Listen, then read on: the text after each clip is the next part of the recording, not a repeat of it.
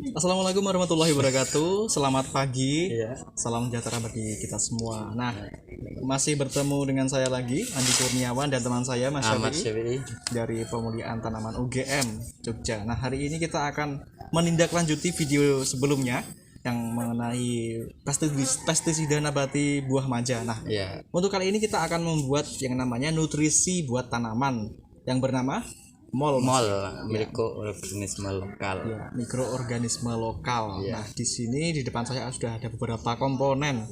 Namun sebelum itu, Mas, kita perlu melihat penjelasan dari Mas Syafi'i tentang Iya. MOL itu apa sih sebenarnya? Ya, oke. Mol itu singkatan dari mikroorganisme lokal, yaitu bahan atau eh, nutrisi yang dibuat dari bahan-bahan lokal dan dengan bantuan fermentasi dari mikroorganisme yang ada di sekitar kita, seperti itu. Oke. Nah, mol ini berguna untuk nutrisi tanaman dan juga bisa untuk perangsang pembungaan, seperti itu. Nah, itu bisa merangsang pertumbuhan juga. Kemudian di depan kita udah ada beberapa komponen nih, Mas. Ada air leri, ada gula, ada micin. Mungkin bisa perinci penjelasannya tentang fungsi dari beberapa komponen ini, Mas. Oke. Nah, untuk bahan-bahan yang kita gunakan pada praktek atau pembuatan mikroorganisme lokal dari air leri atau air cucian beras, yaitu pertama ada air leri, air cucian beras, kemudian ada gula, dan ada micin, dan ada air. Nah, dari masing-masing bahan yang kita gunakan ini, yaitu pertama ada air leri. Ini berguna untuk sumber nutrisi yang kita dapatkan, untuk bagi tanaman, seperti itu. Kemudian ada gula ini nanti berguna untuk makanan bagi organisme lokalnya nanti sebagai pengurek. Kemudian ada air dan ada micin nanti untuk nutrisi tambahan dalam mol, dan kemudian ada air yang berguna untuk pelarut nanti. Ya, berdasarkan pemahaman dari Mas Syafi'i ini sebenarnya bahan-bahannya sangat terjangkau, Mas, ya. Wah, iya, sangat Dari terjangkau ini. limbah rumah tangga, dari Iya. sangat sederhana sekali lah dan murah di kantong tentu. Ya, kita tahu karena ini kan keseharian bagi kita ya, yang dalam kita memasak nasi, biasanya kita kan dapat limbah-limbah seperti air leri ini. Sangat mudah didapatkan dalam kita, dan kalau tidak digunakan itu bagaimana rasanya itu? Iya. Kayak rasanya itu eman-eman gitu loh ya. Banyak manfaatnya, tapi biasanya kita buang begitu saja. Iya, Jadi kita buang. hari ini kita manfaatkan agar berguna bagi tanaman dan berguna tentunya buat kita juga, Mas. Iya. Mungkin kita langsung lanjut tutorial bagaimana aplikasi dari MOL ini sendiri. Iya, oke. Baik teman-teman, di depan saya kita sudah ada beberapa komponen aja, Mas. Kita langsung saja aplikasikan. Aplikasi ya, langsung Pertama praktek. ada Air leri ya. Air leri ini setengah liter ya, setengah liter. Kita langsung masukkan pada ini.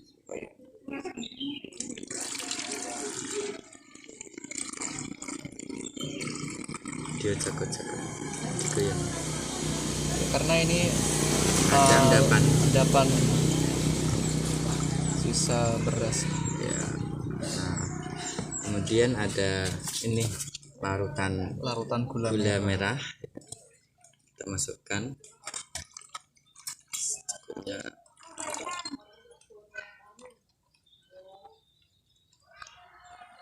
dikocok-kocok biar merata, Mas, ya. Iya. Kemudian ada micinnya.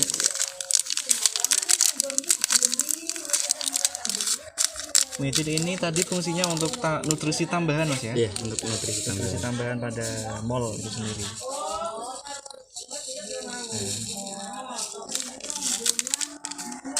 Kemudian kita larutkan dengan air. Airnya 1 liter.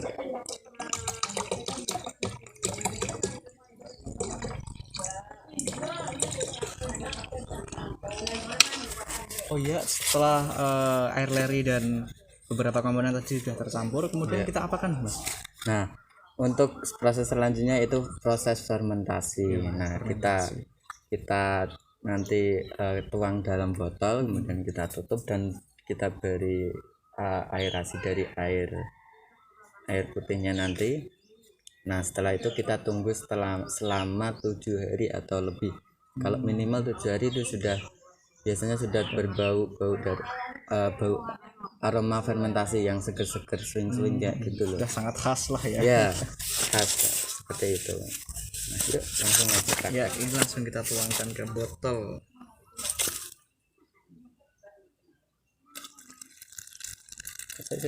Oh, kecilin.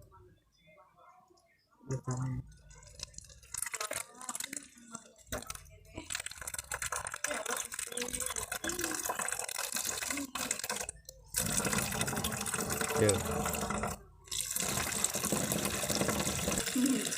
Iya, tuh. Oh. Ya. Kecil lagi. Stop. Oke. Kira-kira ini 1 liter, Mas ya? Oh, ini 1 liter lebih. Oh, lebih. Ya. Kemudian ini untuk aerasinya nanti. Dia anaerob, nanti kita masukkan selang seperti itu biar tidak ada ketika dia langsung balik ke sini.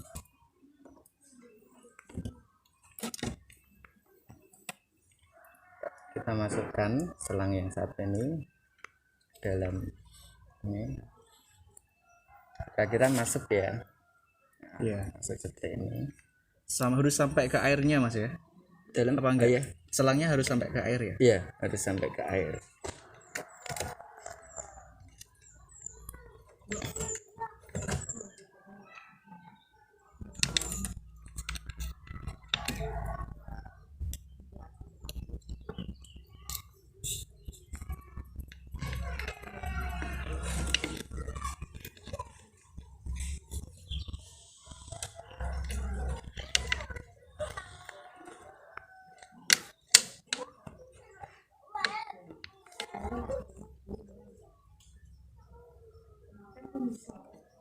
Nah, seperti ini. Ini gunanya apa? Nanti jika dia sudah fermentasi, dia tidak akan meledak seperti itu. Dia bisa ke sini. Biar enggak meledak, karena ini akan selama proses fermentasi ada gas yang keluar, Mas ya. Dia menghasilkan gas yang keluar seperti itu. Nah, ini nanti kita tunggu selama 7 hari atau 14 hari Pak Maksud ya. Biasanya 7 hari sudah tercium aroma dari khasnya seperti itu.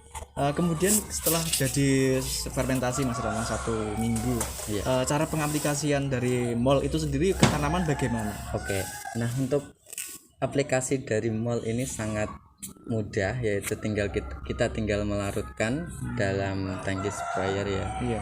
Nah, dari 1 liter mol yang kita dapatkan ini nanti bisa diaplikasikan atau dilarutkan dalam 10 liter air seperti itu. Jadi 1 liter sama banding 10 liter, Mas ya? Iya, 1:10. Iya. Jadi Bisa lebih juga bisa. Tapi biasanya nanti kalau kelebihan nutrisinya agak berkurang. seperti itu nanti biar karena ini organik. Jadi ia diaplikasikan misalkan lebih banyakkan pada tanaman itu tidak mengalami efek samping pada tanaman. Jadi tidak ada terbakar lah karena kandungan yang terlalu tinggi, nggak ada, Mas? Iya, tidak. Mungkin ada lagi pertanyaan. Oh iya. Mungkin keunggulan dari mol itu sendiri dibandingkan dengan nutrisi-nutrisi yang lain, Mas? Mungkin yang mengandung kimia atau yang berbahaya mungkin. Oke. Buat lingkungan kita.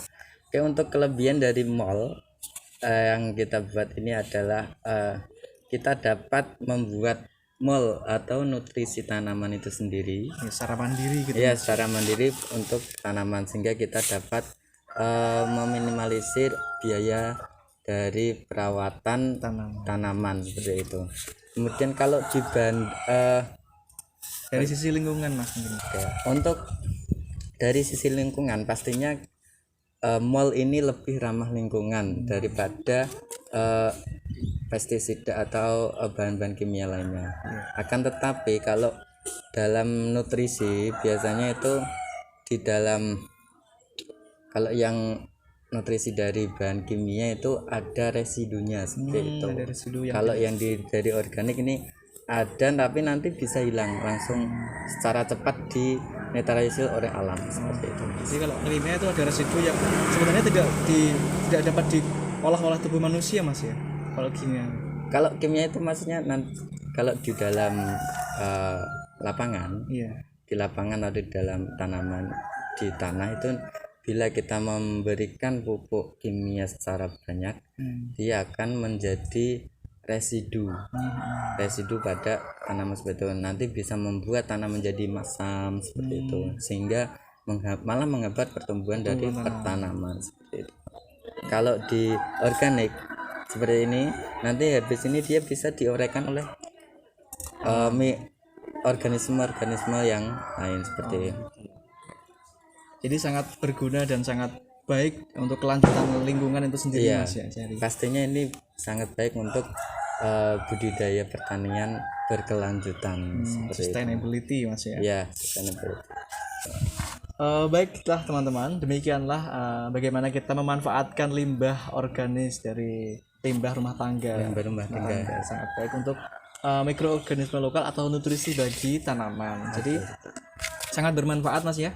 Semoga apa yang dapat kita share pada hari ini dapat menginspirasi teman-teman yang menonton video ini.